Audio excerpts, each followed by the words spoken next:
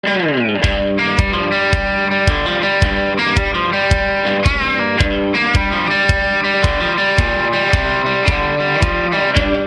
and welcome to the Goal Podcast, news and commentary from Gun Owners Action League, your leading voice for the Massachusetts gun owner.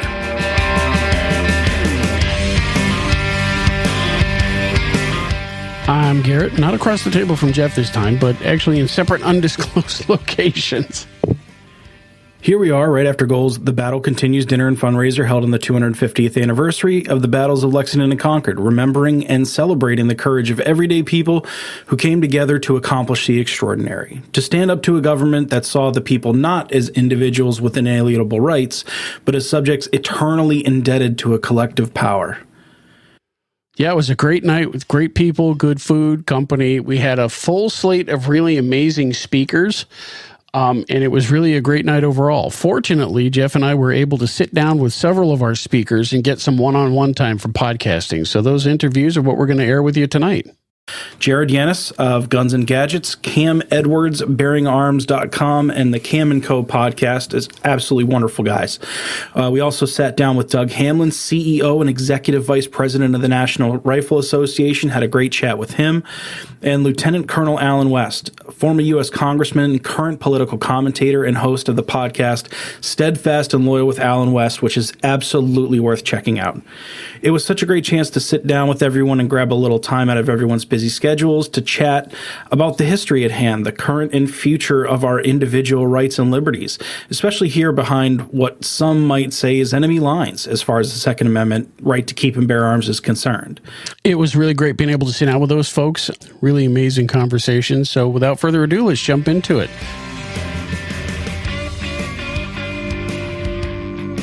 All right, so we're live. We're here at Boxborough Regency, live with Jeff, Garrett. I'm here. Cam Edwards. Hello. Man, 2A journalist and podcaster Bearing Arms, right? Yes, indeed. Also with us, Jared Yanis, Guns and Gadgets. Yes, sir. How's it going, guys? Great to be here and glad to be above ground today. That's right. We were just talking about the lack of sleep. So this is all being recorded in support of the 250th anniversary of the battles of Concord and Lexington. You guys came in to help us celebrate. Really appreciate that.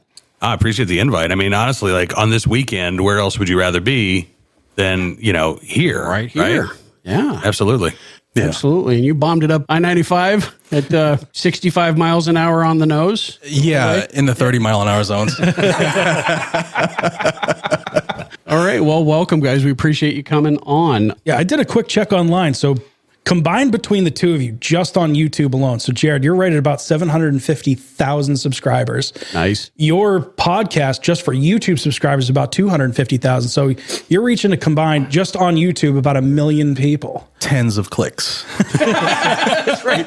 There's dozens of us fans, dozens. That's what I joke around. It's like dozens of people know who we are. But you guys are really doing, yeoman's work as far as putting out Second Amendment news and publication, and how's that been going now that supposedly the algorithms are getting fixed and it's less censorship? And oh yeah, at least that's what they're telling us. It's less censorship. Yeah. I mean, I think it's going well. I'll be honest with you. Like, that's the one aspect of social media that I try not to pay much attention to. I really don't pay attention to the metrics, and I probably should, but I don't want to get obsessed with that. So I care more about the content, and if people watch it, I hope my boss isn't listening to this, but I mean, it's one of the reasons why I'm not active on social media. I think social media is a cancer. I think it's bad for us as a society. So I don't participate on Twitter. I don't participate in that stuff. And probably to my professional detriment, but but it keeps the blood pressure down. It does. It does. I think it makes for a much happier life.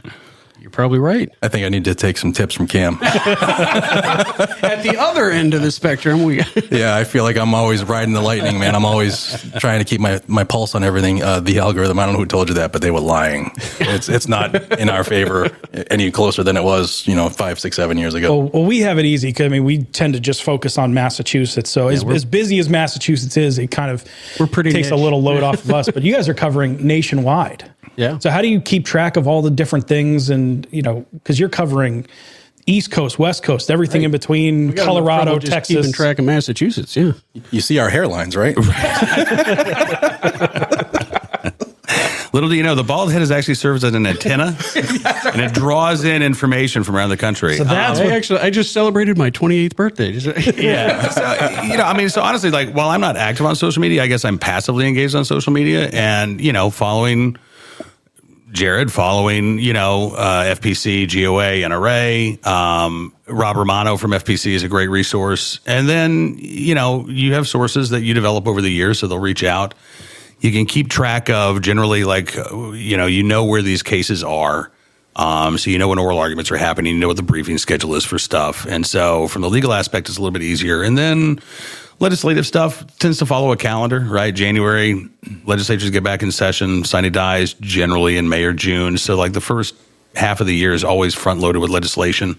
Yeah. And that just, there's this sort of natural rhythm to a lot of this stuff that makes it a little bit easier to keep track of these things. And having experienced it over, a couple of decades, I guess you get a feel for it. Yeah, there's that too, right? I guess I'm the grizzled veteran here doing this. The grizzled old man. Right on. So do you find as you gain viewership, you get tips? A lot of people like write and sending stuff to you. Do you find that helpful? Do you find it overwhelming? Does it happen? It's a little bit of both, but it's a necessary traffic you need. I'm blessed that now, senators' offices watch the channel, and every now and then they'll reach out, and I'll get a couple of reps that'll say, hey, this is just submitted today. Maybe you might want to take a peek. So it's good. Like, we've both been doing it for a long time. I'm in my 11th year doing the channel, and you build up a reputation where you can be trusted, which in what we do is probably the most important thing. Once you lose your integrity, you never really get it back. So to be a trusted source for people who are behind the scenes is definitely a better problem to have than to not have somebody who's helping you out along. I hear that Maura Healey has a special love for you. Yeah, we go way back. Yeah. Well, we heard that she had a special designated section that was the First Amendment free speech area today at the battleground. Garrett, you and I weren't there. No, so we were busy setting up and getting stuff ready for the dinner tonight. So we missed the festivities down at the green, but you guys were there. I was not. You were not. Well, you were flying in. I was flying in. Yeah. Oh, you're flying in. Coming in hot, do the podcast, do the speaking thing later on, and right on. I'm going to try to go there tomorrow when the crowds aren't there, because that'd be good. It's really nice there when people aren't. Yeah. Well, and I mean, if you think about it, so today's the 250th anniversary of the battle, right? Mm-hmm. Tomorrow's going to be the 250th anniversary of the day after the battle, and that was pretty important too, right? I mean, this was a life-altering event for everybody in this area, and you think about what would have gone on 250 years ago, like right now, there were riders just like Paul Revere who were spreading the message about Lexington and Concord. They were heading up to what's now Maine, but at that point was part of Massachusetts. They were heading down to Philadelphia. This word was spread out like a ripple. And so the impact wasn't felt just on April 19th. I mean, it was felt for weeks, right? Where I live in Central Virginia, word didn't get there for like 6 weeks that Lexington and Concord had happened. Send emails or... Right, exactly. Yeah, they weren't on the fax Twitter. machines weren't working back then. Exactly. I'm just following the founders. So, yes, I mean, I want to go tomorrow and, think about what life would have been like 24 hours after that had happened. And the world, the shot heard around the world, but the world really did change that day, especially for the people who lived here in that area. Yeah. So, it's a turning point of global history. Sure. Yeah. Yeah, I was blessed to grow up in the area. I mean, if you're a gun owner, it's not really a blessing, but I lived close enough, that I could go to Lexington and Concord whenever I wanted to. So I'd go every couple of weeks, every 4 or 5 weeks, and just sit on the green, on the benches, and just take it all in. And, for me, it's always been an emotional time sitting there and knowing what happened where you're standing. And then to see the people, typical Massachusetts folks, walking around, spitting on the sidewalk, driving by, flipping people off, not really knowing what happened there. And it was emotional to be there again today. But if you haven't been, take your time, look at all the monuments, check out everything in the area, because it's definitely grounding. It's definitely grounding. Go in the morning, experience Yeah, it was. I grew up in California, so it was. Sorry. I've always been. Yeah, I know. I've always been like a revolutionary history buff, so it's like a thing for me. But when I moved out here, it was like that. All that stuff happened like 10 minutes from where I work. It was surreal almost. Mm-hmm. Like all of that stuff happened there, and no, it really is an experience to go down there and just kind of take it all in, like you say. And then take the drive down to Concord. It's a 4-minute drive. Go see the bridge, and then if you have time, go down Battle Road, which is where we destroy them on the retreat to Boston. Retreat to Boston, yep. A bunch of grave sites there, a lot of decent stuff to see. Yep. So leading into this weekend, so as we were coming into the year, Garrett and I had talked about different things we could do. So we did kind of a rolling history of like, if you were at this point in 1775, kind of the events that would go on, and we walked through sort of, I would put air quotes around real time. Yeah. But in doing the research, it's, you start looking at maps and seeing where all the things are. And it's like, yep, I drive by Barrett's farm all the time. And I've always just like, I kind of know it in the back of my head, but then I was thinking, it's like, yeah, I'm driving by and I'm looking through the field where they buried those cannons, and I'm looking for deer. Like, right. Like, oh, there's turkey, there's deer, and passing by Barrett's farm and Buttrick's house. And sometimes you actually lose a little bit of perspective of just how key these little patches of land have been. Yeah.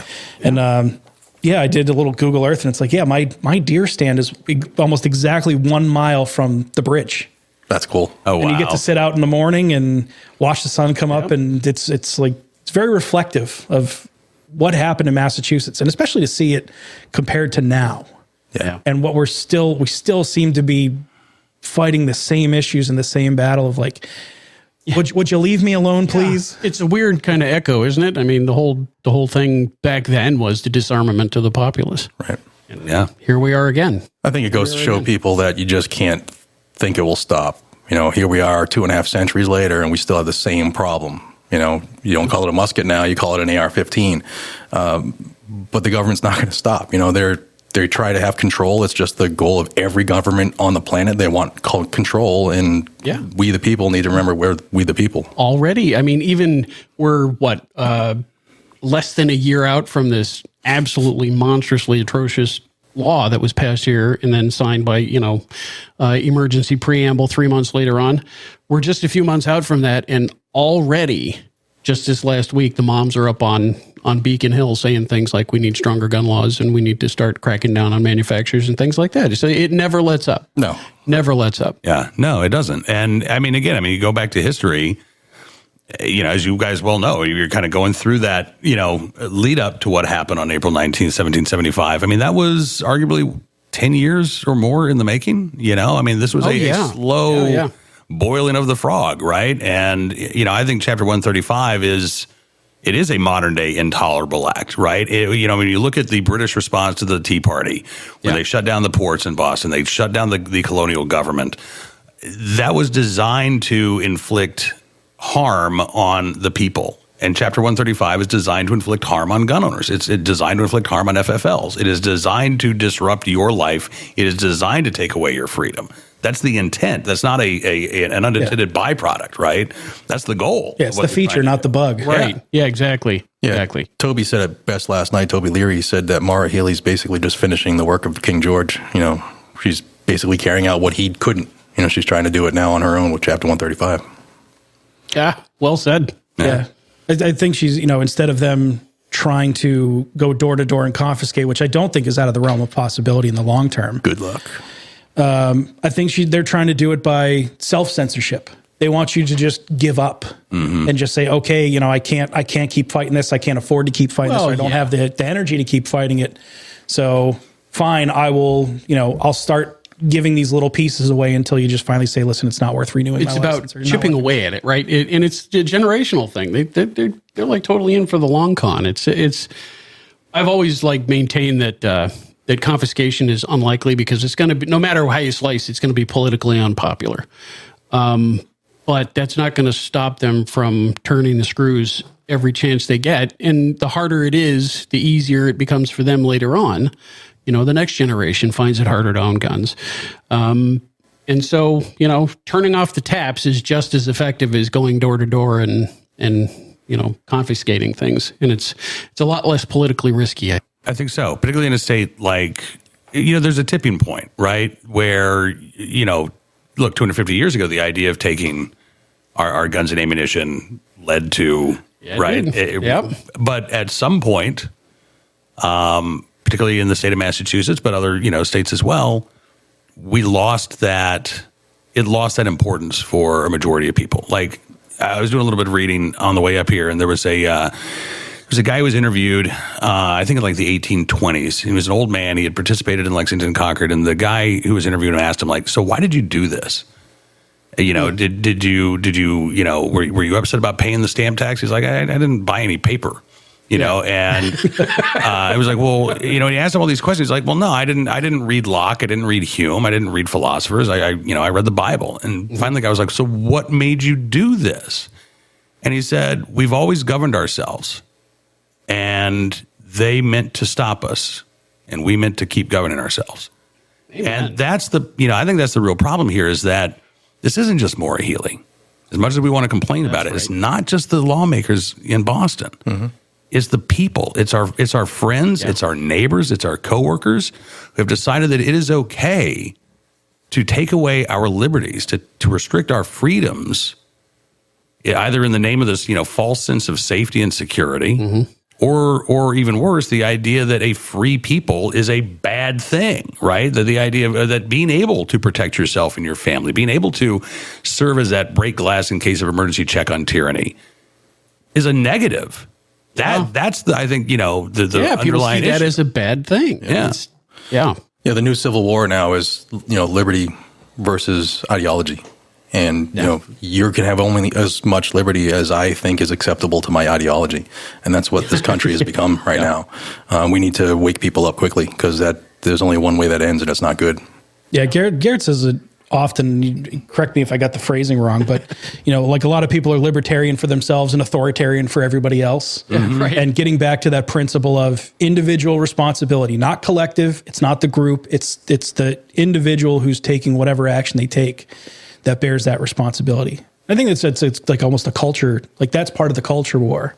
I think you're right. And, I consider myself to be a civil libertarian before I'm a conservative or before I'm a member of a political party. And honestly, like from my perspective, if you live in a free society, you should be bothered by what you see. There should be people that you run into. There should be issues that you're like, I don't like that. Mm-hmm. That doesn't jive with me. In fact, it really upsets me, but they've got the right to do it. Yes. That's a free society. Conformity is not a free society. When we all have to agree, we all have to do the same thing, we all have to color within the lines. That's not freedom. Absolutely. Freedom includes the freedom to be an asshole. Yeah. Oh, good. We can cuss on this podcast. Light them up, boys. Welcome to Massachusetts.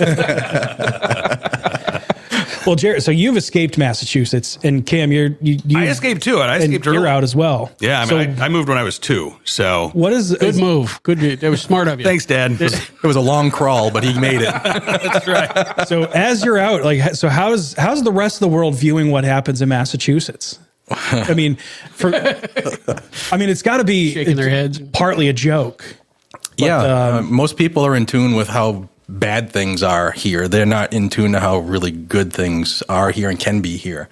I joke around telling my friends, like, when I left Massachusetts, I moved to America, and it's pretty cool. But like, I'll tell you, I miss like we were just talking about, I miss being able to go to Lexington Green. I miss being able to go on the Freedom Trail. I miss all that stuff that I used to be able to do at the drop of a hat. And now I really can't unless I want to go drive, 1,300 miles. So what we have here started this whole experiment, and people take that for granted.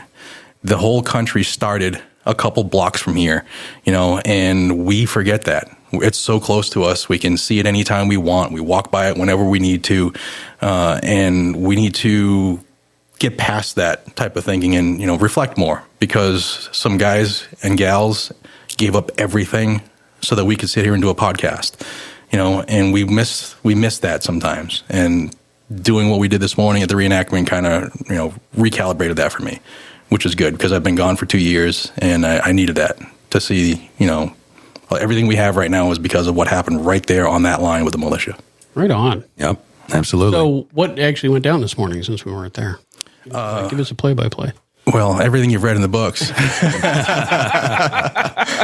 There were people there with guns? Yeah, imagine that, right? And there were no magazine limits, Nobody said, stop, halt, what kind of weapon is that? That's right. Are there any scary features?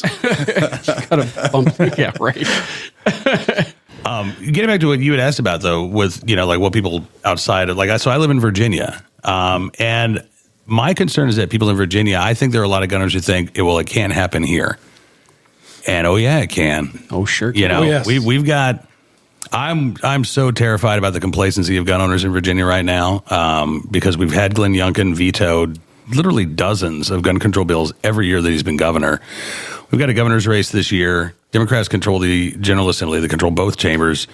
Democratic candidate for governor, Abigail Spanberger, has made it absolutely clear she's going to do exactly what Bloomberg wants her to do. She's going to sign every gun control bill that gets to her desk. Virginia could be in the same position that Massachusetts is in a year from now. Mm-hmm. And I don't know that gun owners really understand that and really are taking that seriously. Yeah, states like Massachusetts, California is one of them. They're the proving grounds. It's like that's the test bed of where they're going to try all these things out and see how it goes. Because especially in Massachusetts on the First Circuit, they know nothing's getting past the First Circuit, so it's Supreme Court or bust. Right. So try whatever you want, and they throw anything at the wall. And when it doesn't work, imagine that. Instead of saying, okay, that law didn't work, let's pull that back and try something different, they go, well, let's just add more on top of it. And I think that's where the other states, it's like, I really hope people are aware. It's like this, if you want to, weed the garden, you got to start at the roots. Yeah, absolutely. And that's where a lot of this stuff comes from. And it can change on a dime. I mean, that's the thing. It's not like, I don't think the boiling frog analogy works well in this political environment, because I think now it is all about, if I have the bare minimum amount of power to inflict the maximal amount of damage to my political enemies, I'm going to take it, right? And we see that in Colorado. I was shocked that Polis actually watered down SB 3 to make it a permit to purchase bill. But I think he's got national aspirations. I think that was the only reason why he did it. This is a stepping stone for him. Right. But you look at what's going on in Rhode Island. I mean, that's the high test, semi-auto ban. That's the new gold standard for the gun control groups is let's go bigger. And so, in Virginia, if we've got a Democratic trifecta next year, they're not going to do a features test. They're not going to do, I don't even know if they're going to do a grandfather clause. They're going to ban as many guns as they can. Absolutely. Because that's what they do. So I guess being in Massachusetts, we have kind of a long history of being terrible about guns, right? Places like California, we have a long history about being terrible about guns. Hawaii, Jersey, all like the usual suspects. But a place like Virginia, people, I guess, do people get complacent in their habits towards gun ownership over generations, and then they don't see it coming? I think that's part of it in Virginia, because we have had relatively good gun laws for a long time. We have not had a lot of gun control laws inflicted. We had some put in place in 2020. Right. That was the first time that they had really introduced this semi-auto ban. Governor Northam called for it. And you had two Democratic state senators who at the time killed that bill. And both of them one of them is no longer in the legislature. The other one co-sponsored the semi-auto ban this year. So, you can see the shift within the Democratic Party just over the past 5 years. Right. Yeah. And so, I think that there is that, you look back at the history of how things have been, and maybe it does make you a little complacent. You think, well, that's the way it's always going to be. And nope. I think to that point, change on a dime. The lack of people getting involved emboldens these anti-gun politicians. Like we just mentioned in Virginia, what happened? 50,000 people showed up, right? And not a problem happened. We were all armed. We cleaned up the streets and left it cleaner than it was when we arrived. Then they were like, these people mean business. Maybe we shouldn't push this as much. But now that doesn't really happen. As I traveled the country the last 2 years, going to the same event annually, I see less of a turnout. Yeah, you and I were at the VCDL event in 2024. I wasn't there this year, but we were there together last year. And we didn't have 50,000 people. No, I mean, it was maybe 200, 300. And it's happening across the country. And it's concerning. It is concerning. It's difficult to get people to actually show up. Show up for things. Yeah, and that's the big thing. Like it's tough for people to understand that just writing your check every year is not enough. That you have to be part of the process. You have to take 5 minutes and make a phone call or type a couple emails. Go grab the coffee hour with your legislator. Those have more weight than just writing a check. And we need people to understand that, because it's easy to get Cam and I can throw the smoke signal up and have people, start sending in money and donations and stuff for a cause, but we need people. We the people are the power. Right. If we show up on Beacon Hill with a giant check, that's not going to, Right. That's great, but it's not going to help us. But, taking it back to Massachusetts, the effort that it took to put the potential repeal of Chapter 135 on the ballot. Yes. Right. That was a huge effort. And that was grassroots. That was gun owners giving up their weekends. I'm going to go collect signatures. Absolutely. That was bottom up. Yeah. And again, simply putting this on the ballot is a victory. Mm-hmm. So, to Jared's point, when you get involved, when you give that little extra effort, you can do amazing things, even in really hostile states when it comes to our right to keep and bear arms. Oh yeah, we were collecting petition signatures at the club Garrett and I belonged to, and one of the funniest things was a car pulled in, and it had one of those student driver things on the top of it. Yeah, the guy who was the instructor had his student drive to the range so he could sign the petition, and that was part of the driving hours. That's cool. And I was like, it was such a cool moment. Obviously the kid's not old enough to vote, so he couldn't sign it either. But don't say the company. We don't want him to lose. No. Right. No, I won't rat him out. Contracts for you. Yeah, it was such a kind of bizarre thing that we were doing because so many people came out. We had people at the club though that were saying, I'm not registered to vote. I've never voted and I'm proud of it. And these are gun owners. Why would you? Yeah. But we'd also have all these people that, like you said, were giving up their weekends. And I got to see some of the inside logistics of how they were making the sausage. Yeah. It was unbelievable about how you could sign a petition anywhere in the state. Yeah. And For any town, its way to where it needed to be. Yeah. The regional folks would get together and swap and change, and then they had like essentially runners to go to the town hall to drop things off and do pickups. It was amazing. Somebody who lived in Pittsfield could sign a petition in Carver, and opposite ends of the state, and things would find their way to where they needed to be. It was the overall effort was just amazing. Yeah, it was a job well done. Amazing to see. Yeah.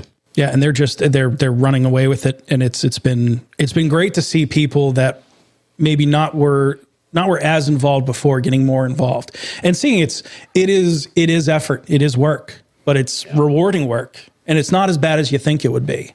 So but you have to get some skin in the game. You have to have a little sweat equity in it for it to really stick. Yep, absolutely. And then to experience really no other way to put it, the middle finger that we received in October from the governor, right? Signing emergency preamble to a law that wasn't an emergency 3 months earlier. Not only that, signing an emergency preamble to a law and then postponing enactment of major portions of the emergency law. Yeah, right. It's such an emergency that I'm going to sign this and then delay this. We're going to put those off for 2 years. Yeah. And imagine that the parts that they delayed were the parts we were suing over. So ironically, in Massachusetts, if you would like to sue the government, you have to notify them in advance. Right. You have to tell them for. Yeah. Hey, notify them. In 30 days, I'm going to file suit over this so that they have a chance to do whatever they want to do. Letter through EOPS to say, we're going to suspend that for now. So your case is moot. Goodbye. It's peachy, isn't it? Yeah, it's great. Yeah. Great. So as you collect the money, and it's the amount of donations and the financial stuff people have put in is really remarkable, and it's very much appreciated. But you go through and it's like, it costs a lot of money to sue a government by design.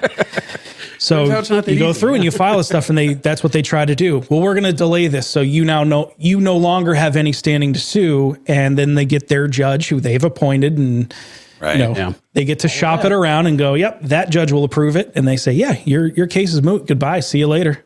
It's my hope that more people did take time out of their weekends to go find a place to sign the petition. Yeah. Right.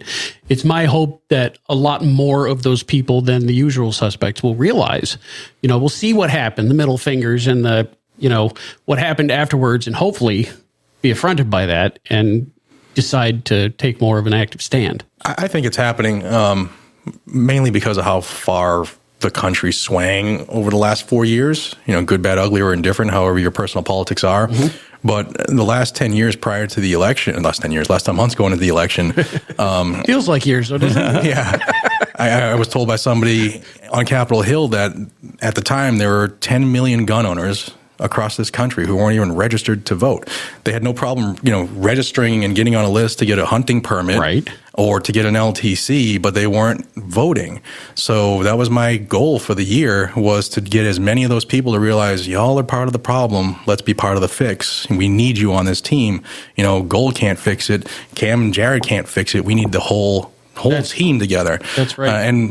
I think with the results of the election, and you see that we had an effect because more gun owners were out there, so much so that, Trump is now saying the right stuff. We're waiting for some stuff to come down the line. We're waiting for some meat. And that's tough for me because I'm a results immediate type person. So it's tough for me to pump the brakes. But, he said the right thing after the shooting in Florida the other day. Yeah. When, maybe 6 years ago, he would have said something totally different.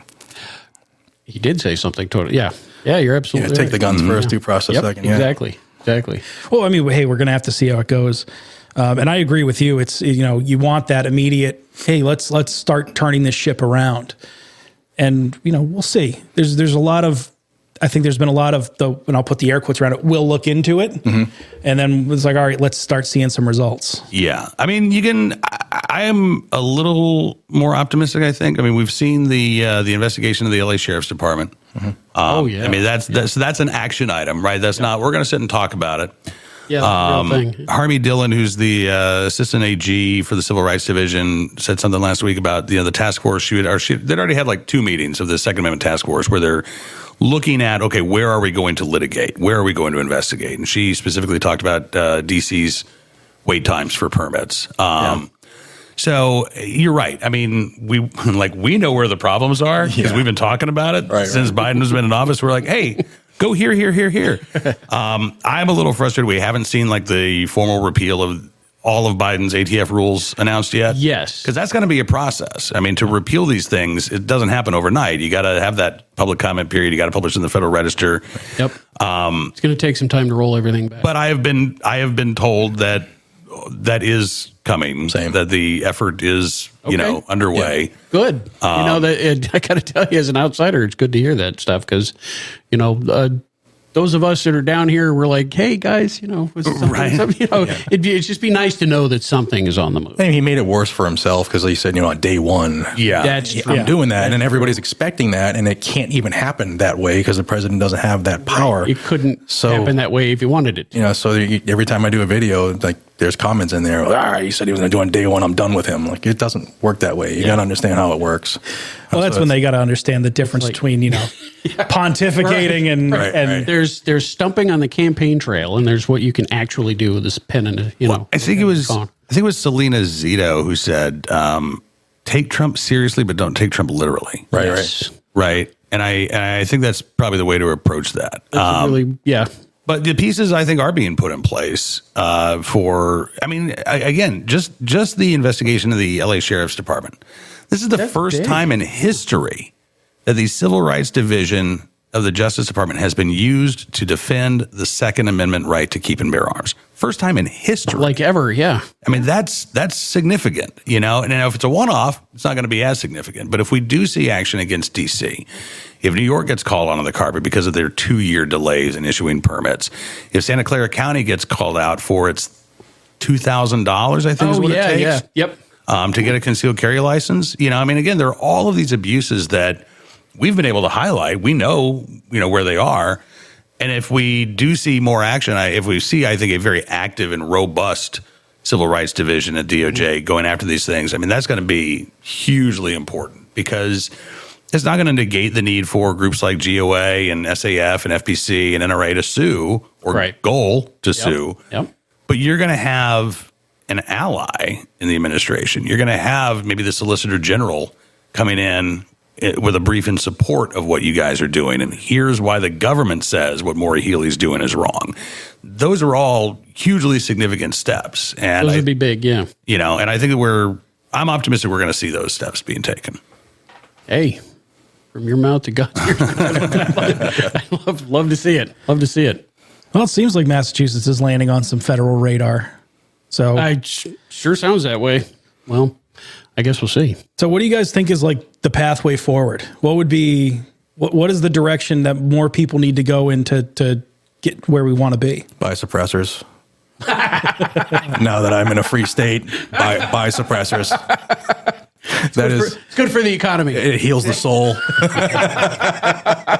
And it's polite. It's neighborly. Exactly. Right? Yeah. Right. It is actually. Yeah, I'm all in favor of that. I've got a dog at home who hates fireworks, thunderstorms, and my neighbor's gunshots. And I shoot mostly 22 on my property now, just because I don't like to see her freak out. But heck yeah, man, it is being neighborly. So I'm all in favor of that. Save my dog. Buy a suppressor. Yeah. I think So yeah, there is the idea of exercising your right. I mean, ultimately, that's a big part of it, right? But I think also bringing people along. Boston Globe actually ran I thought it was a really interesting article a couple of weeks ago talking about the rise of black gun owners in Massachusetts. Yes. I think it was the New York Times did a piece about like the new gun owners. Washington Post did something on transgender gun owners. And what I noticed in all of these pieces is, those gun owners are acceptable in the liberal media. Mm-hmm. Yeah. And there was a part of me as a middle-aged white guy who was a little offended by that. Yeah. But then I got over it. And I'm like, you know what? This is a good step, because they're acknowledging that if some people exercise this right of we the people, they're okay with it. So if they're not okay with me exercising that right, it makes it much easier to call them out as hypocrites. And so I like the fact that we are actually seeing a broadening of the Second Amendment community. We're continuing to see that. I think it's a byproduct of, Trump's election, but there are more people on the left now who are waking up and saying, oh God, I want to own a gun.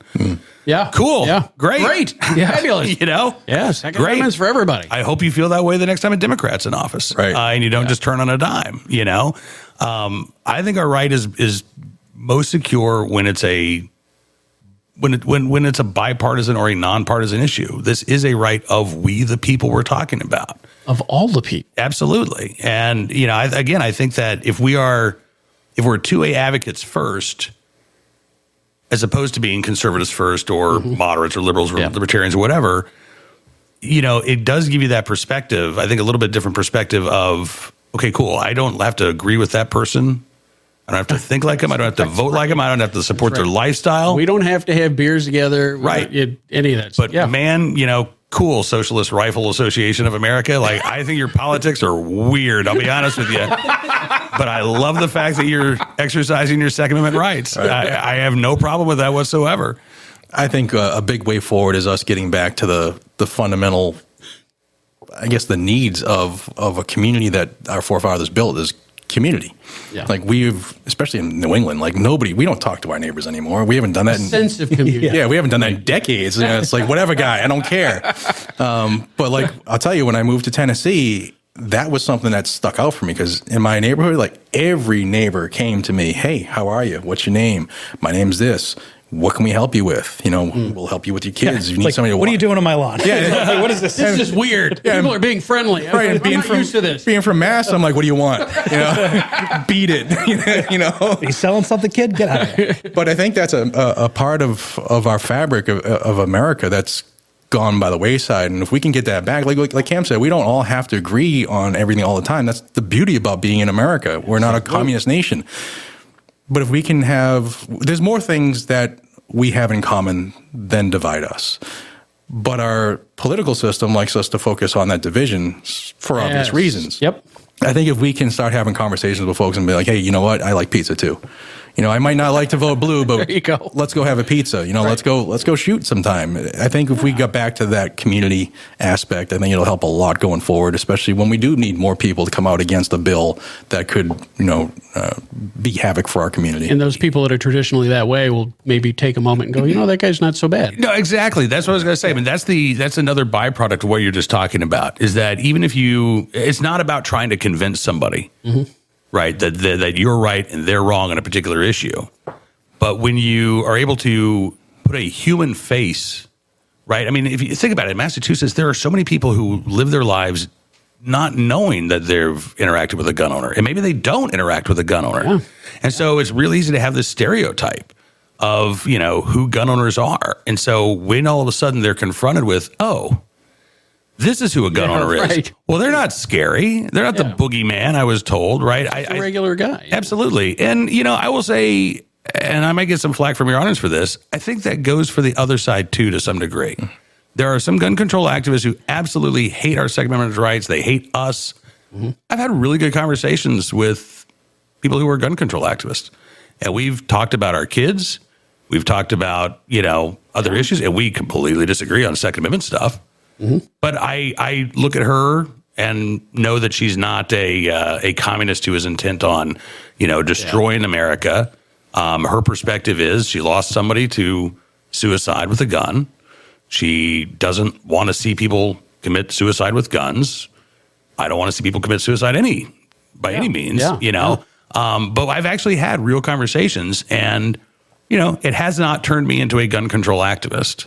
Right. But I think it has at least made me open-minded enough to have these conversations. And she now sees me, at least one gun owner, as not this one-dimensional object.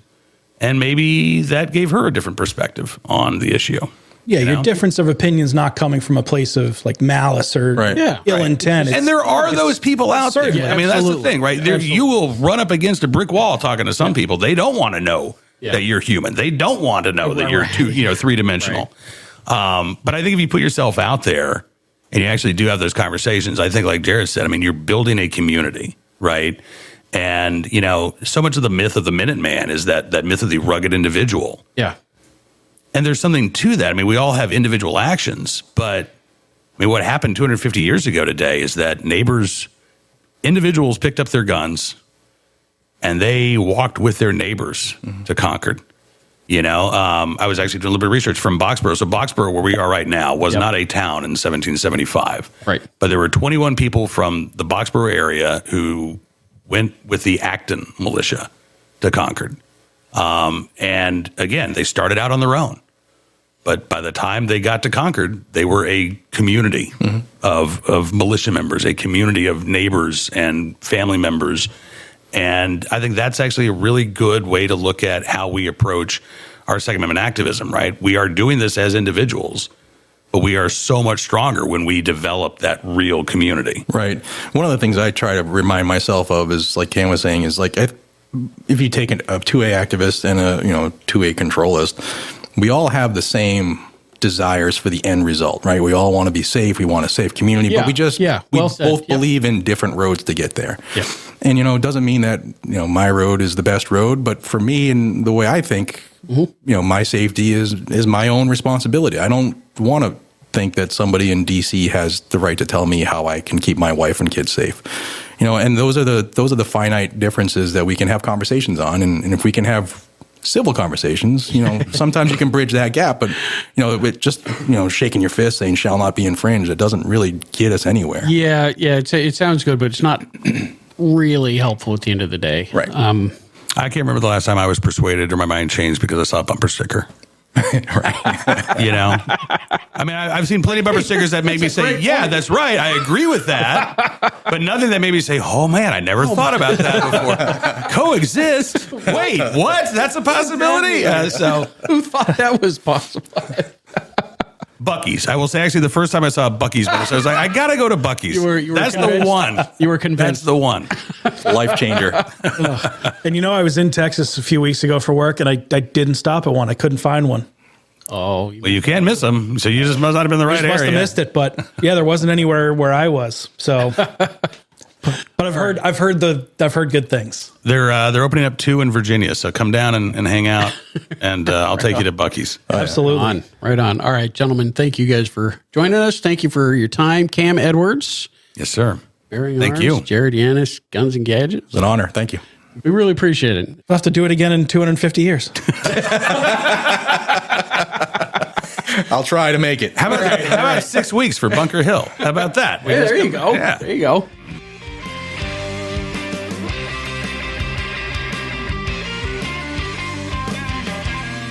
All right, we're live back at the Boxborough Regency Hotel in the 250th anniversary celebration with Gun Owners Action League. This time, we have in the room Doug Hamlin. Doug Hamlin is Chief Executive Officer now and Executive Vice President of the National Rifle Association. Welcome. Thank you. Welcome. Thank you for taking the time to come and sit with us. You're speaking tonight at the event. Really looking forward to that.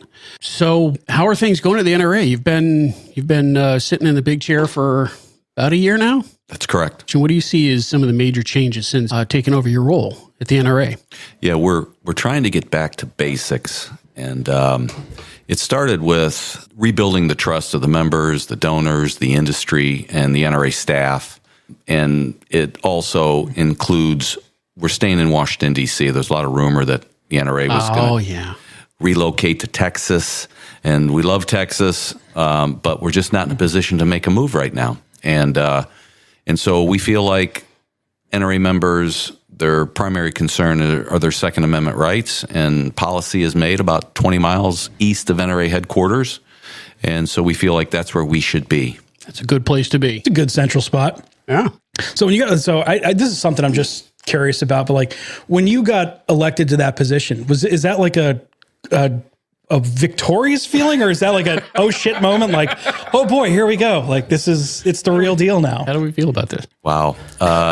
Yeah, I had, I'm one of those people that when I make a decision to do something, I give it 110%. And so it was a high honor to be elected. We had board member Ronnie Barrett, who was my opponent, and Ronnie's a friend and a wonderful human being, probably next to John Browning, the preeminent firearms designer that America's produced. And so Ronnie and I have a great relationship, but it was, you're right, what just happened here? I mean, when they literally read the result, I thought, uh-oh. Here we go. It's on.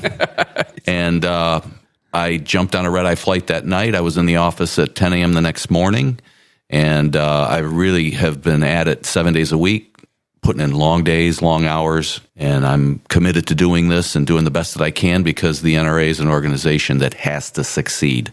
It has to do well, and we have done well. Well put. Yeah, and you've come in, published Guns and Ammo, which is a great magazine. You were the executive director for the NRA Publications Division.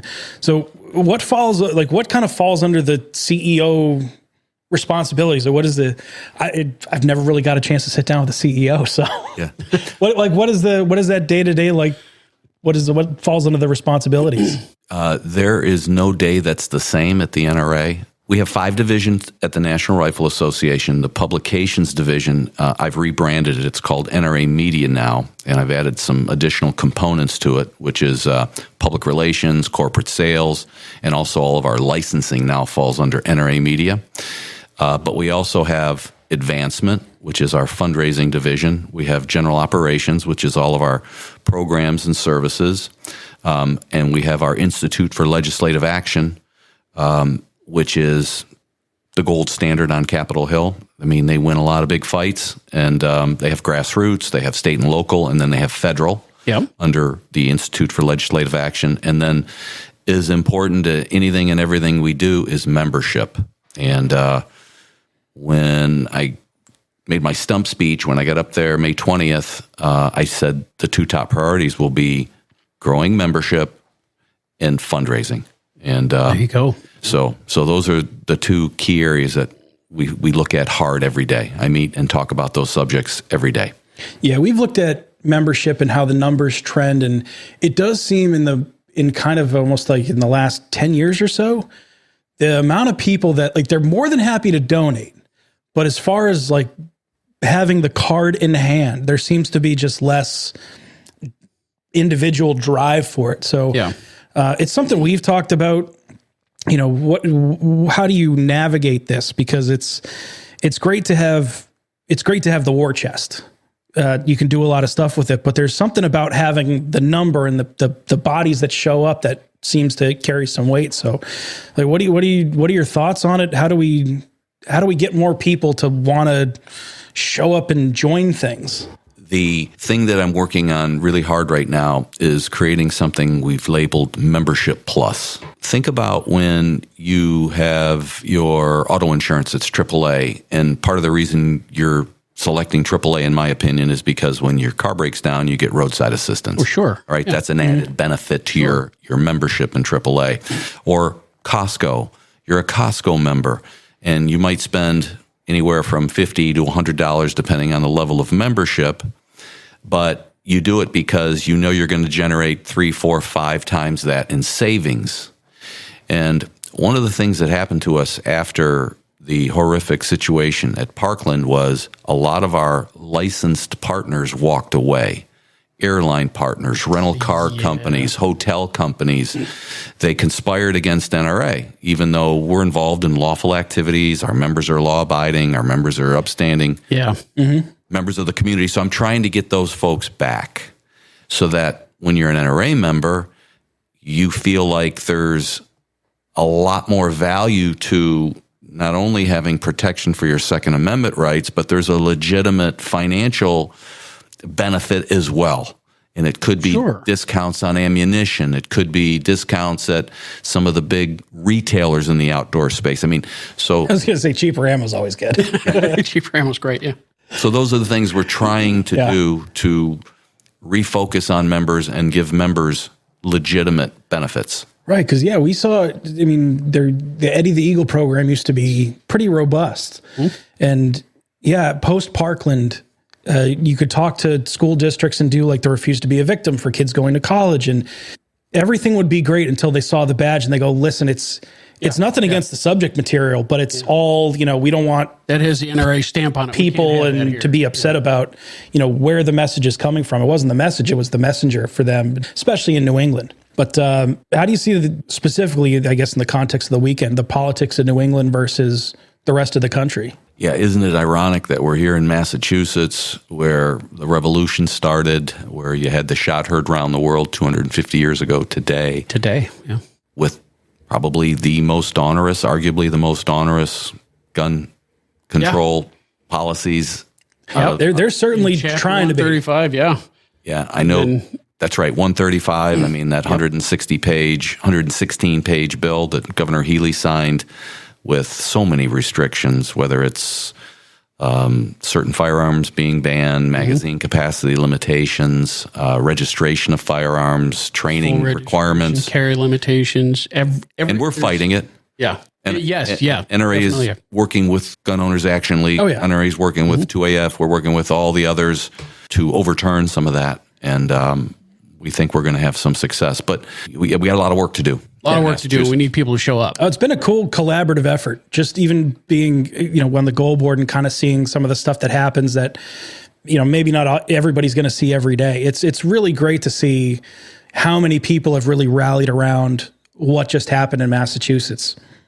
Now, have you had a chance to be in the area before and go to Lexington and Concord? I have not. Not yet. Okay. If you get the chance, I strongly recommend. We were talking to Cam Edwards earlier. Today's obviously a whole big to do, but if you have the chance to go like tomorrow morning when it's a little more quiet, kind of the day after, especially in the morning when it's a little more peaceful, it's not as many people. It really carries some impact. It's a cool experience. Yeah. I'd like to do that. I am a history buff, an American history buff, and when this opportunity came up to visit with you folks today and tonight, it was something I jumped all over. Glad to be here. That's great. That's cool. We're glad to have you. Are you a history guy just by passion or? Yes. I mean, it was something that I enjoyed in grade school, high school, college, and I'm still very passionate about it. So back quickly to the NRA, it's a question I have. There's a lot of talk recently, about Wayne LaPierre's departure, the whole kind of, NRA 2.0 is what a lot of people are calling it, the reformers versus the old guard versus you ran, I believe, more on a reformist ticket, I guess. If you don't mind, what does it mean, the NRA, the last several years, what about that made you into a reformist and what's your view, your vision for going forward? Yeah, I think the key word with this reform element is transparency. I mean, we work for the members. It's the constituency that I get out of bed every day, and I serve the members. And I'm elected by the board, but the board's elected by the members. And so our books are open, our doors are open, and we have nothing to hide. For first motion from the floor when the election took place on May 20th was a motion to do the meeting in public.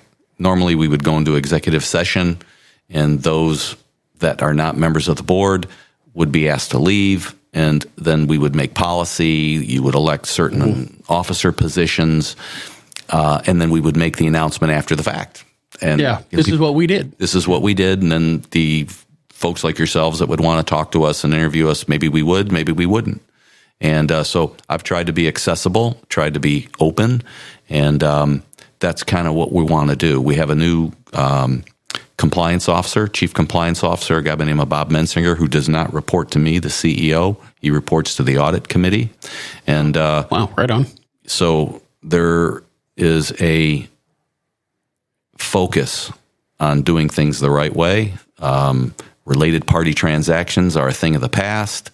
No bid contracts are a thing of the past. And if people have questions, I'm glad to answer them. And if, depending on where they are in the organization, if they want to come in and take a look at certain things, I'm open to that. As a member, been a member for a while now, that's refreshing to hear. For membership organizations that I want to be a part of, especially one that, purports to protect my rights and help defend my rights, legislatively and so forth. It's good to hear that. 5-year plan, 10-year plan. What would be the ideal, perfect scenario? Yeah. The last year has been, if I was to make a medical analogy, it would be the patient has come out of intensive care. So we're out of the intensive care unit, and now we're focused on our programs and services again. And down the road, our goal is to bring in a lot of these first-time gun buyers who have not joined. I mean, they're benefiting from the great work that NRA's done all these years, because gun rights have never been stronger in the country than they are today, with 29 constitutional carry states. And if you look at the election and NRA's role, we picked up 3 seats in the Senate. Now we have the majority in the Senate. We retained our majority in the House. Slim as it might be, picked up the White House. Yeah. I mean, so the focus is hold on to the legislative advantages that we have. We got the midterms coming up in 2026 already. Yep. And but also, we're fighting hard at the state level to try to do things and overturn things in states like Massachusetts so that everybody benefits. So we have a very strong legislative agenda that we're trying to roll out. You can probably imagine what a couple of those key items are. I like to think so, yeah. You got the Hearing Protection Act. You've got national reciprocity. These are front burner items for us. Yeah, it'd be great to see some of this stuff gain some traction. That's right. What you bring up is actually a really good point, seeing as, you work and live on more national level than we do, right? We're very Massachusetts-centric. It's easy for us here in Massachusetts to say that the sky is falling and that, things are terrible. And it kind of is here. In Massachusetts, it's about as bad as it's ever been. But you're right, 29 constitutional carry states, more every time. Compare that constitutional carry states to the way it was in 1986 or whatever, and it's night and day. Gun rights are coming out, and we're overall, not here in Massachusetts, but overall we're in better shape than we've ever been. And it's good to be reminded of that sometimes, especially living here. Yeah, the movement is really strong right now, and it's becoming a little more fragmented. And we know how important a big, strong, powerful NRA is. And by the way, that's kind of why we were targeted in New York, where we've been targeted since 1871. Everybody's boogeyman, absolutely. Right, when people campaign to be attorney general on the platform of getting the NRA, Yeah, I think Garrett said before, it's like you guys are like Jupiter, just sucking up asteroids. Yeah, you guys collect all the asteroids, but hopefully some, Yeah, we take a lot of hits. You do, definitely. We take a lot of hits. As I mentioned, literally within days of being elected, I was subpoenaed. And, oh, God. And I spent a good number of days in July in the same courthouse that President Trump was testifying in. Oh, boy. And so we saw how that turned out for President Trump. And we've seen some news this week about the Attorney General in New York. So she's got her own, Yeah, own she's issues. got some issues of her own. I mean, how do you even prepare for that? I mean, there's only so much research, I guess, that you can do before you have to go in and just say, all right, I'm going to try to do this the best I can. I guess you don't run for a job like yours without having a certain amount of armor. I had no idea what I was getting involved in. I really did not understand the depth of the requirements. It's been a great personal sacrifice. It really has. And, the death threats and the increased security. Yeah. And Unbelievable. it's a price you pay when you do this. And why? Because you're the leader of an organization that protects people's rights. And that's got to be mind-boggling. It's got to be an interesting mind space to know that there are people that hope you don't succeed. Like they just flat out hope you're not successful. I want you to fail at protecting rights. It's just so weird to me. I don't understand that. One of the things I've seen in the firearms community is every kind of step you take deeper. I think people believe that you get to shoot more, you get to do more cool stuff. And it's like, when I went from just owning firearms to teaching, I shot less. When I got involved with goal, I shot even less. So do you get to go out to the range anymore and just, plink with a 22, or is it does it not get to happen anymore? I make it a priority to shoot. And There you Good go. man. Yeah. Good stuff. So I shot last week. If you get to NRA headquarters, you're invited to the publications range. We have a public range, but the publications range is a private range. Ooh, right on. Because we're testing firearms all the time. Sure. All the new stuff coming through. But We get to test the new stuff. sure. Oh, Sure. Anything that you can tell us about that maybe we wouldn't know of? Well, I mean, you name the manufacturer, and they're sending stuff our way. A lot of it's embargoed, and it's important that I touch it and shoot it and get a feel for it so I can talk about it. Yeah. I need to shoot more. My marksmanship is average. It's a perishable skill. Yeah. Very perishable. But I enjoy it, and I have a concealed carry permit. good. And I carry, and I have 42 states where I do have reciprocity. I don't have the ability to carry across the Potomac, though, in Maryland and in the District of Columbia. Yeah, it's funny how few people do. I'm a Virginia resident, so I'm licensed in Virginia. But yeah, so you always have to be cognizant of where you are because you don't want to be a felon. Absolutely. Oh yeah, And it's and if amazing. you get pinched, that's a news story. Yeah, that's going to be on the newspapers. Yeah. No pressure. Right. No pressure. I live a few hundred yards from the Rhode Island border, and I have to be cognizant about it until I get my Rhode Island license anyway. But yeah, it's amazing that you could be a felon just by taking a wrong turn. So on a personal level, what do you like to do as far as the shooting sports goes? Do you target guy, a hunter, action pistol? What do you like to do? I do pretty much all of it. I like to hunt. I grew up hunting whitetail. Right on. And I also grew up shooting upland game, but I also enjoy waterfowl. And I've had my good luck to be able to go out west and shoot a nice big bull elk. Nice. Oh, cool. Right on. I enjoy turkey hunting in the spring. I didn't get to go this year. Too much work. So I got to get back to basics there. Work getting in the way of life, right? Yeah. I got game cans set up to get him out for spring turkey season this year. We're going to get him a bird up for the wall. Looking forward to that. So it's a common question we ask a lot of our guests, but I feel like you would probably have access to most things. But Right. if there was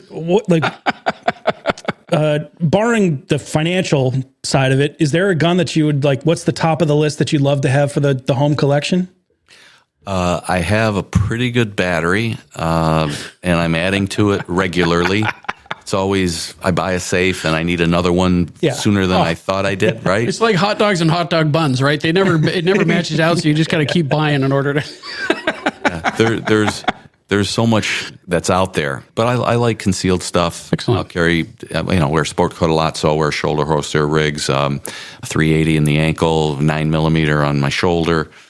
And I got a lot of long guns. I have my fair share of Armalite rifles. So a little bit of everything. I was up in Portsmouth, New Hampshire. Got to go visit with SIG and tour their new They facilities. got a great awesome. facility up there. I was there for opening day. It was fabulous facility up there. Really impressive. I got to go down to Knoxville, Tennessee, and see Smith & Wesson, one of your proud Massachusetts. Yeah, when they unfortunately relocated. Well, I mean, fortunately for them, right? They saw the writing on the wall and did the right thing, in my opinion. I've seen photos of the new facility down there, but haven't had an opportunity to go visit yet. State of the art.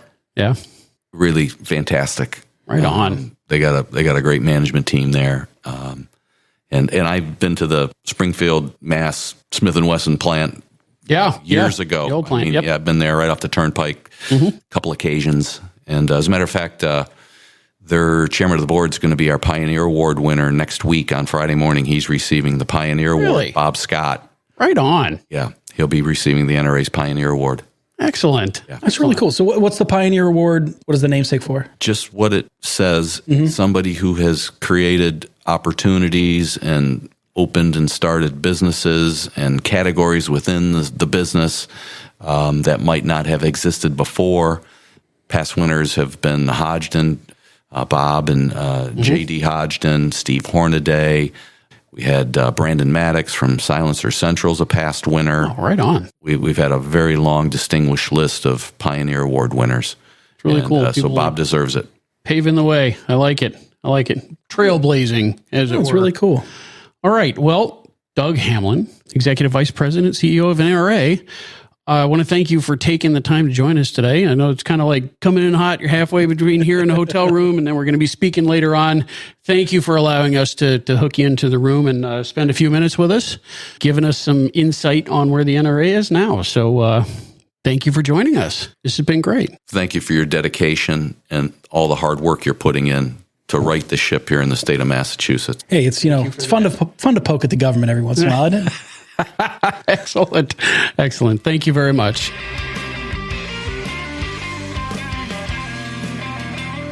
We're live once again at the Boxborough Regency Hotel for the 250th commemoration of the battles of Lexington and Concord. This time we have with us, very pleased to have with us, Lieutenant Colonel Alan West. Well, it's good to be with y'all, and I learned already my southern accent is not Concord. Okay. Down south, we tend to elongate our vowels, and I got my hand smacked about that up here. So. They said Concord, where's that? Yeah, that's a grape. Oh, well, it's great to have you here. Thank you for coming, obviously taking part in the event. It's fabulous. This is an incredible day, and when you think about it, this is not something that's going to happen too often in your lifetime. So I remember the bicentennial, 1976. I was 15. I don't think I'll be around for the 300th. If I am, I'll be happy to challenge Methuselah. But well, technology changes every day. That's right. Technology changes. No telling what they could do to me. But to think about, you're talking with a kid that was born 64 years ago in a segregated hospital, and to be able to sit here and walk and run, and the Patriot run this morning, the 5 miler, that really there are no flat spaces up here. It was all uphill pretty much. It's all uphill. Even if it's a loop, it's still uphill. It was amazing to me. I mean, to finish, I had to go uphill. But this is historic, and in the Second Amendment community, you have to understand is that the actions that took place on this day, 250 years ago, directly relates to the words of the Second Amendment, because when it says a well-regulated militia, and of course we have to explain to Jasmine Crockett, who unfortunately is a member of Congress from Texas, that well-regulated does not mean the ATF. It does not mean government regulation. It means well-trained, and you could hear that when Captain Parker was giving them their orders.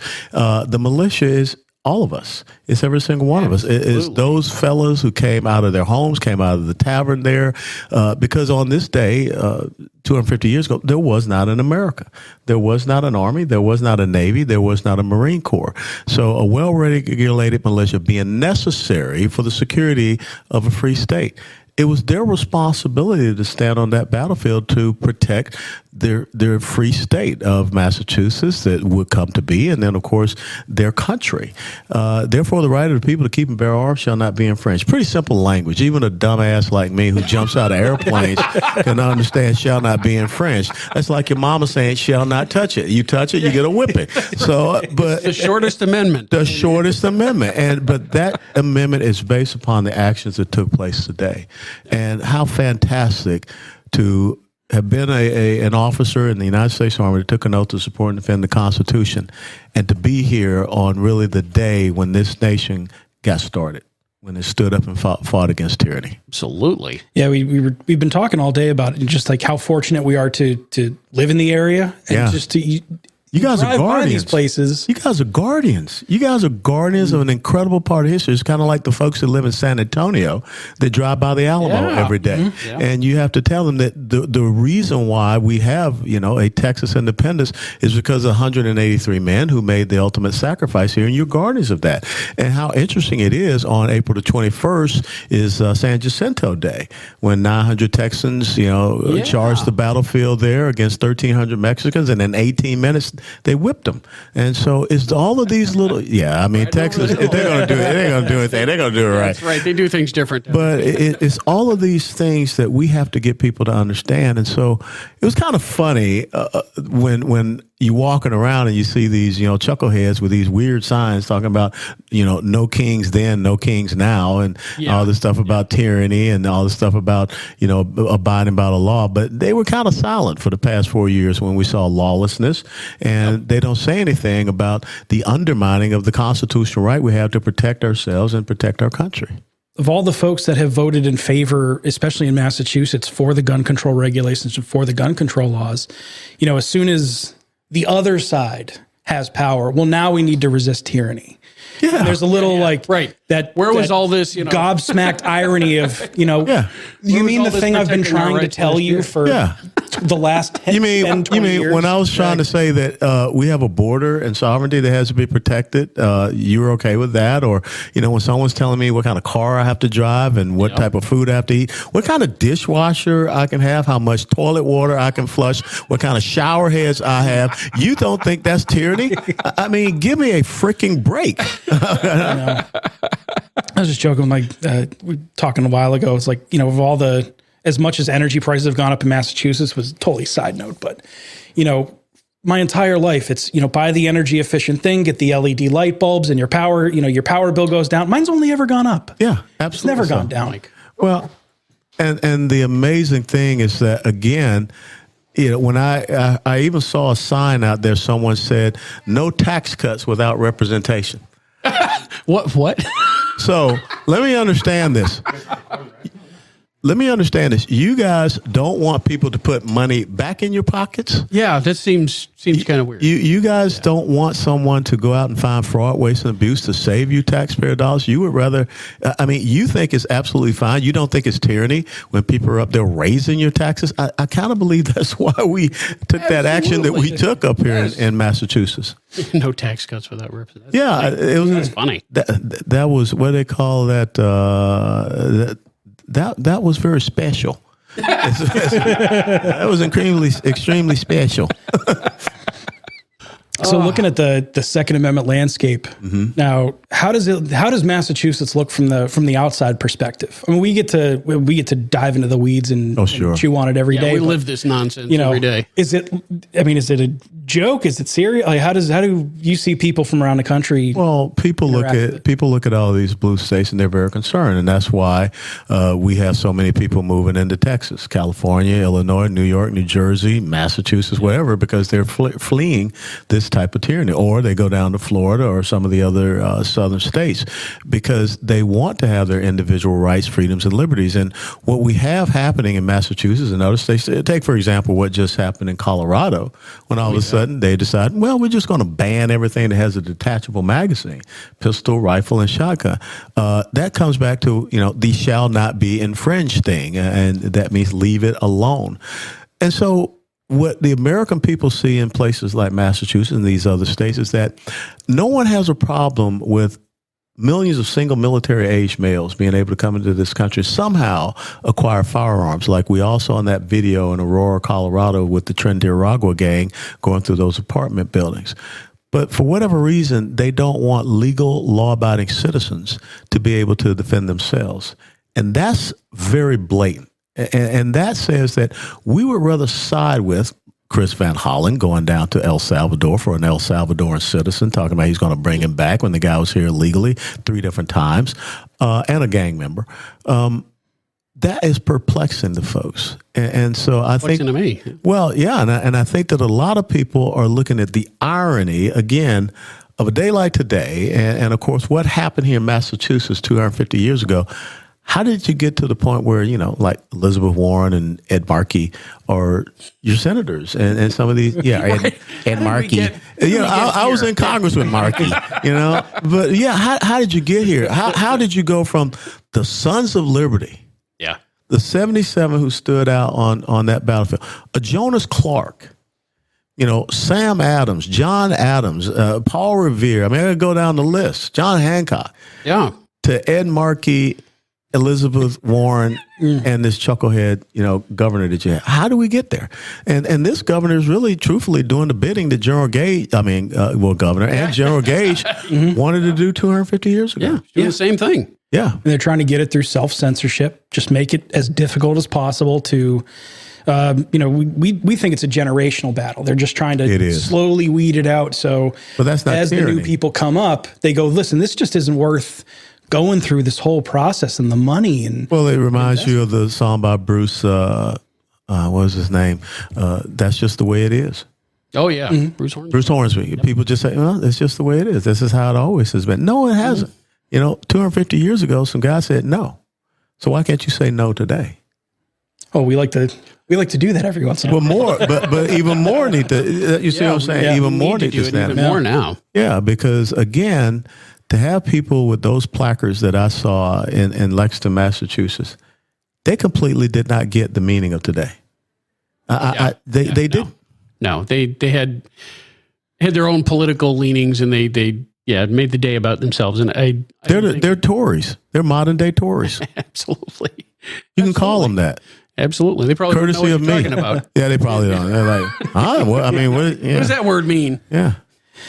So when it comes to the Second Amendment stuff, I mean, obviously you've carried a rifle in service of the country, but a little bit prior to that, shooting experience. Did you grow up shooting, hunting? Look, I grew up in the inner city of Atlanta, Georgia, and my dad had his shotgun, and he explained to me the purpose and use of the shotgun. My mother had a .38 Special, and she explained to me the purpose and uses of the .38 Special when she said, "I brought you into the world. I can take you out." But when I was a high school junior ROTC cadet, guess what? I mean, we shot .22 caliber rifles in our rifle competition. We weren't shooting air guns. I mean, we were trusted to do that. You go down south, I mean, all of my buddies down there, they had guns in the back of their pickup trucks. Right in the back window. Absolutely. Yeah. And they would take them to school. So, yeah, that was always around me, and I understood it. And then, of course, when I got out of the military, I just, decided I want, a few firearms for myself. One thing leads to another. One thing leads to another. That's a song about a fix. Okay, so yeah. Well, one thing you could fix legislatively is I don't know how safe companies get away with saying their safes hold 14 or 16 rifles, and I'm squeezing maybe half that number into a safe before I got to buy a new one. See, there you go. I mean, it's all about capacity. That's right. It's all about capacity. So do you still get out and get to shoot here and there? I do. And normally what I like to do is post my pistol shooting targets online, because I send a message to people that I am not a vulnerable person when you see me out. Because I don't care. I don't go around with an entourage and all that type of stuff, but I go around with the ability to hurt you if you decide that you want to try to hurt me. And I think that, your wife is here. I think that that's a very important thing, especially for our women. I had 2 daughters, and I taught them how to shoot very early on. They both had the opportunity to shoot 50 cal sniper rifles. And they thought that was just the cat's meow. Right on. Yeah. So it is. It is. So I think that's what we have to do. We have to train our kids up, because you're right. It's a generational thing. And so my son-in-laws, I told my son-in-laws, if you're going to marry my daughters, you better doggone be able to protect them. And you better be able to know how to handle a firearm. And absolutely. Yeah. Hey, there's a cost to entry, I guess, right? Right? It is. You pass the interview. They talk about TED Talks. I had a dad talk. There you go. So for our audience here in Massachusetts who may not be familiar with you, if you own a gun, people should know who you are, but give us the rundown on Colonel Allen West. Well, born and raised in Atlanta, Georgia, same neighborhood Dr. Martin Luther King Jr. grew up in, the old Fourth Ward neighborhood. Went to the University of Tennessee, got a commission there on 31 July 1982, United States Army, Field Artillery. Spent 22 years in the Army, 13 different countries, 3 combat zones, master parachutist, helicopter assault, Navy Marine Corps parachutists. I still jump out of airplanes. Oh, yeah. As a matter of fact, you can go and you can see pictures of me last year jumping into Normandy, and I'll be doing it again this year. Nice. Yeah, that has to be. Well, I mean, think about it. I mean, I was here for this reenactment. I mean, I've done a few bucket list things, Yeah, but that's got to be a wild experience. It was incredible. Looking out of that plane. Yeah, and you're on the exact same aircraft that flew 80 years ago for D-Day, C-47. So, cool. Been married to my wife for 35 years, going on 36. Congratulations. I really married way out of my league. I understand. I was a young captain. She was a business professor at Kansas State University. 2 daughters, 32 and 28, and 2 grandsons. One will be 4 in May, and the other one is 17 months. Congratulations, man. Right on. So when are they going to get to the age where you take them out and say, all right, here's a 22? And well, I've already got the 22s, and so I figured, 8 to 10, because you can't freak out grandma, Nana. Mm-hmm. So, so 8 to 10. Say about it. Yeah. I think that'd be right time. yeah, my niece is going to be 12 this year, and she's ready to go. There you go. So we're going to get her out and for get her. her planking. And Yeah, right on.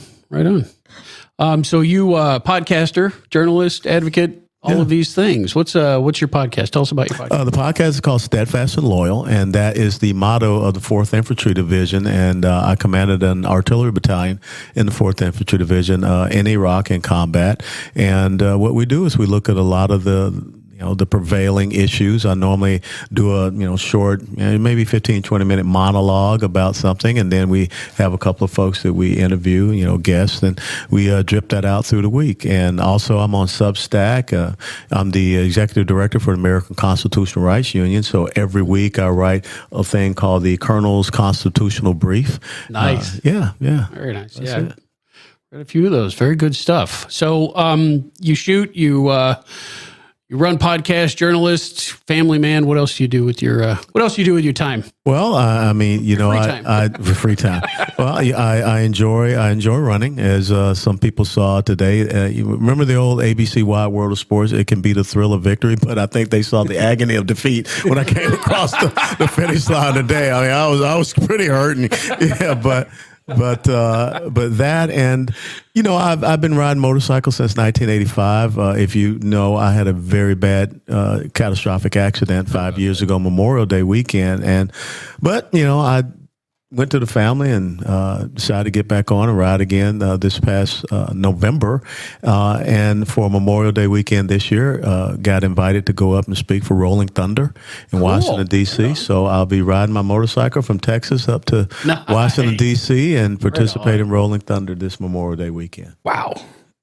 Just a casual. Yeah, right. That's just y'all do that every day. yeah, right. It sounds like something I do every I was going to say, I might, put something on the grill and have a beer, but. Oh, I do that too. I love to grill a nice steak. I love that. Man, so you spent a little time in office. Yeah, I was a member of Congress for one term. That was long enough to figure out it's screwed up. I guess I was going to ask you, do you have any aspirations to go back? But I always tell people I base my life on Proverbs 3:5-6, where it says, "Trust in the Lord with all thy heart, lean not upon your own understanding. In all your ways acknowledge Him, and He'll guide your path."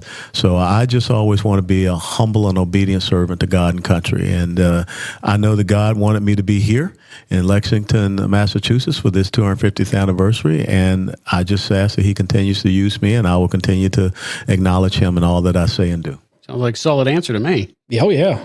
The only other question I had for you is something we ask a lot of our guests, but do I identify as black? No.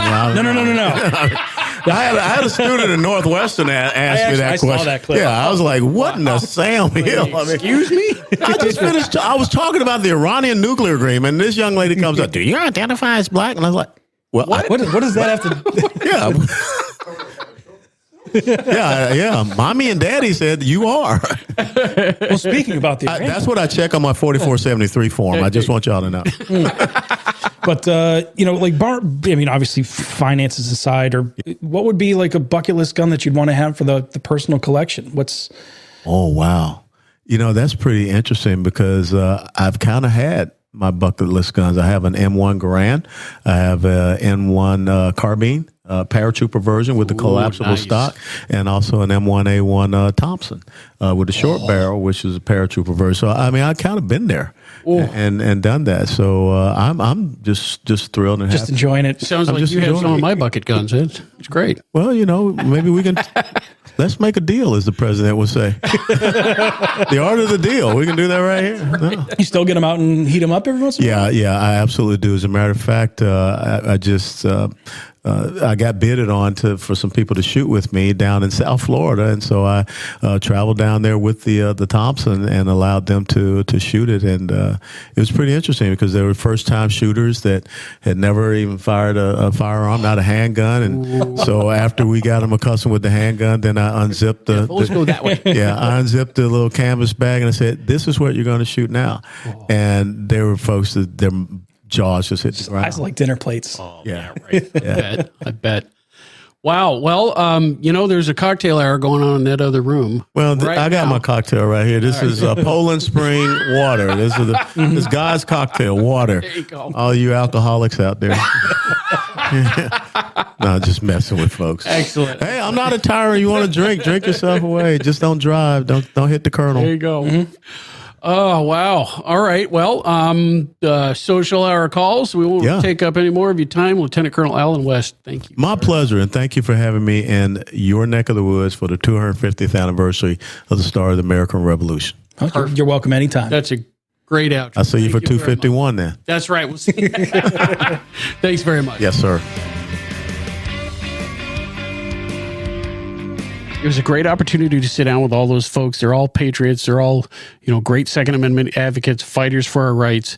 It was great getting the different perspectives from everybody. And it was very worthwhile reflecting on what the day meant as far as the history goes and what it means to us today.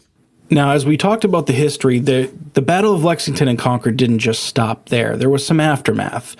Now, Lord Percy, following his retreat from Lexington to Boston, said that during the whole affair, the rebels attacked us in a very scattered and irregular manner, but with perseverance and resolution. Whoever looks upon them as an irregular mob will find himself very much mistaken. They have men among them who know very well what they are about. That was Lord Percy following his retreat from Lexington to Boston. The day after the battles, April 20th, 1775, John Adams rode along what was already being called Battle Road, where the British had to fight their way back to Boston. He followed the road along burned-out houses, talked to the people who, if they were lucky, only lost all their earthly possessions and not half their families. But he witnessed the burial parties. 49 American colonists, 73 British soldiers lost their lives, with another 44 and 200 respectively wounded or missing. If you asked him on April 18th, he might have said he hoped things could have been resolved peacefully. After that experience, which he would call one of the greatest intellectual journeys of his life, he became convinced fate had but one direction, and the only way through was war. The colonists wasted no time in rallying support following the events of April 19, 1775, as networks of communication riders spread news of the day's events across the colonies. They gathered statements from militia, redcoat prisoners, bystanders, eyewitnesses to what happened, and they commissioned the fastest ships to take their word back to England, to the hands of those friendly to the colonies, so their story could spread. Gage's version would not arrive for weeks after, so it was important to put out an official narrative that didn't allow Gage the ability to downplay and diminish what had happened. The British basically limped back into Boston after that, and they holed up there, never really venturing out much again. They did take Bunker Hill a couple of months later in June 1775, but they suffered massive casualties, including those of Major Pitcairn and several other British survivors of Concord and Lexington. Later on that same year, Thomas Gage was recalled to Britain and relieved by the king of his positions in America. The British hunkered down for the winter, but they were made to evacuate Boston the following spring when General Washington and his new army, along, of course, with the help of the guns from Ticonderoga, forced their hand the following March. This would mark the beginning of the string of battles that would define what happened in 1776, eventually, of course, resulting in the Declaration of Independence in July. It also set the stage for the battles that would follow over the next several years until the very end of the American Revolution in 1783. In the near 8.5 years of the American Revolution, estimates of casualties vary widely, depending on criteria. Ballpark numbers are around 6,800 killed in combat, another 6,100 wounded, and 17,000 die from disease, though estimates are difficult to nail down. A smallpox epidemic had also swept through North America, claiming an estimated 130,000 lives. The French, allies with America, suffered a little over 2,100 killed in action. The British numbers are also hard to nail down. One report in 1781 put their total deaths at 6,046. Other numbers estimate their total casualties, including injured and missing, at around 24,000. Total American lives lost, if the estimates are accurate, would amount to about 1% of the total population of the American colonies at the time. So I think the equivalent to today would be about 3.4 million people. It's difficult to imagine if that errant pistol shot on a cold, dark April morning didn't happen, how not just American history, but world history could have changed. Perhaps, if the British had a successful raid with no shots fired, do they retain control of Boston? Could they have launched a better resistance elsewhere in the colonies? Perhaps it was inevitable. Perhaps it was inevitable that war would be the only way for the Americas to gain independence. But once on that path, the right to keep and bear arms was cemented as a cornerstone of this nation's foundation. The idea of freedom itself depends entirely on the ability to defend and protect oneself from another who would otherwise unlawfully take that freedom away. A well-regulated militia being necessary to the security of a free state, the right of the people to keep and bear arms shall not be infringed. And with those immortal words, that's going to do it for today. Thank you for listening in. Be sure to subscribe to the Goal Podcast. Check us out on Facebook at facebook.com/Goal Podcast MA, on YouTube at The Goal Podcast, or on Twitter at Goal Update. To join Goal, visit goal.org and click the Join Renew button on the top of the home page. If you have a topic you think we should cover, if there's something going on in your club or your town, or if you have a question for the mailbag, shoot us an email at goalpodcast@goal.org. The Goal Podcast is a production of Gun Owners Action League of Massachusetts. The views and opinions expressed are those of the hosts and guests and do not necessarily reflect those of Goal, its staff, or affiliates.